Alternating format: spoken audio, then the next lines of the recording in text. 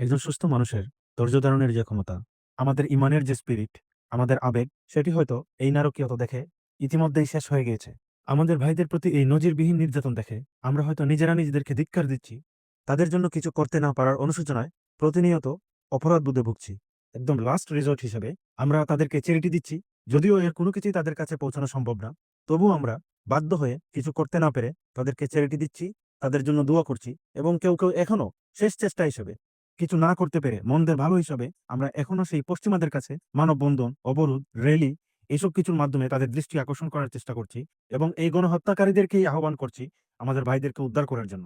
এটুকু তো অন্তত আমাদের বোঝা শেষ যে আমরা যাদেরকে হত্যাকর্তা মনে করছি, সেই পশ্চিমা প্রভুরা কখনোই আমাদেরকে মুক্তি দিবে না, কখনোই আমাদের উপর জুলুম নিপীড়ন বন্ধ হতে দিবে না। আমাদের কাছে একই সাথে এটাও পরিষ্কার হয়ে গিয়েছে, এই মুসলিম নামদারি যত শাসক আছে তারাও কখনো আমাদের মুসলমান ভাইদের বিপদে এগিয়ে আসবে না। সে যতই হাসিনার মতো জালিম হোক কিংবা এরদোগানের মতো মিষ্টভাষী মুনাফিক হোক, এরা দেখতে ভিন্ন ভিন্ন কালার, ভিন্ন ভিন্ন আকারের হলেও আমাদেরকে বুঝতে হবে, দিন শেষে এরা সবাই সেকুলার শাসক, যাদের কাজই হচ্ছে তার নির্দিষ্ট ভূখণ্ড বা সীমানা নিয়ে চিন্তা করা। সে কখনোই অপর মুসলিম ভূখণ্ডের কি হলো না হলো তার জন্য দায়বদ্ধ না। এই সেকুলার দালালদের মধ্যে সবচেয়ে ভালো যারা, তারাও বেশি থেকে বেশি হলে তাদের নির্দিষ্ট ওই ভূখণ্ডের মধ্যে ইসলামিক কিছু নিয়ম কানুন, যেমন বোরকা পরা, দাড়ি রাখা, টুপি পরা, কিংবা তার বিচার ব্যবস্থার ক্ষেত্রে চুরি করলে হাত কাটা টাইপ, এই দুই একটা ইসলামিক আইন কানুন প্রতিষ্ঠার মাধ্যমে নিজেদেরকে ইসলামিক রাষ্ট্রের ধোয়া তুলে তাদের জনগণকে তারা দমিয়ে রাখে এবং বাকি মুসলিম বিশ্বের বাহবা পাওয়ার ধান্দায় থাকে।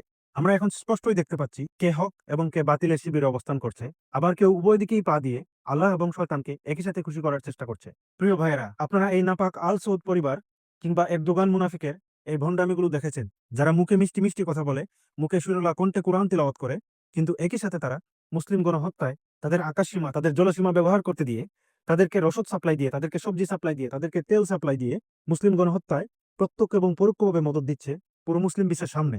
তাই এদের কাছ থেকে কোনো কিছু আশা করার আর কিছুই আমাদের অবশিষ্ট নেই। এই মুনাফিকদের পরে আমরা সবচেয়ে বেশি যাদেরকে নিয়ে আশা করেছিলাম, তারা হচ্ছে ইসলামী নামদারে কিছু ইমারা, যারা নিজেদেরকে ইসলামিক দাবি করে, কিন্তু তারা কখনোই ইসলামের দাবি অনুযায়ী বাকি বিশ্বের অন্যান্য মুসলমানদেরও কোনো দায় দায়িত্ব নিচ্ছে না। তারা স্পষ্ট জানিয়ে দিয়েছে তাদের কনসার্ন শুধু তাদের সীমানা নিয়ে, তাদের আফগান জাতিকে নিয়ে, বাকি জাতিদের নিয়ে তাদের কোনো কনসার্ন নাই। এবং আমরা দেখেছি এতদিন তারা যুদ্ধ যুদ্ধ করলেও তারা তাদের নিজেদের ভূমি পুনরুদ্ধারের পর তারা নিজেরাই এখন তাদের গরুর লেজ ধরে পড়ে আছে। তারা এখন সেই যুদ্ধ বলে পামির কুলার মার্কেটিং নিয়ে ব্যস্ত।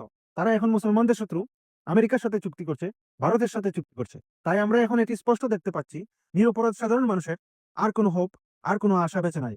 এটি হয়তো আল্লাহ আমাদেরকে এই পরিস্থিতি এজন্য ফেলছেন যে মানুষ যখন তার দেয়ালে পিঠ থেকে যায়, তখনই সে ঘুরে দাঁড়ায়। যখনই আমাদের সকল হোপ, সকল আশার পথ বন্ধ হয়ে গেছে, তখনই হয়তো আমরা নির্ভয়ে, নির্ভীকভাবে সত্যের দিকে ধাবিত হব এবং সত্যকে আঁকড়ে ধরবো। তাই আপনাদেরকে সেই সত্যের দিকেই আহ্বান করতে চাই।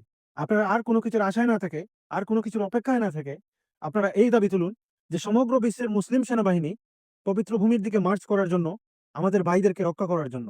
মনে রাখবেন, একটি রাষ্ট্রীয় মিলিটারি অপারেশনের জবাব আরেকটি মিলিটারি অপারেশন দিয়েই দিতে হয়। তাই মুসলমানরা যার যে এক্সপার্টিস আছে সেটি নিয়েই এখন ঝাঁপিয়ে পড়তে হবে। আমাদের সেনাবাহিনীর ভাইরা তারা মিলিটারি সাপোর্ট দিবে, আমাদের ডাক্তার মুসলিম ভাইরা তারা ডাক্তারির মাধ্যমে মুসলিম উম্মার সেবা করবে, আমাদের আইটি এক্সপার্ট ভাইরা তাদের আইটি এক্সপার্টিস দিয়ে এই মুসলমানদের সেবা করবে।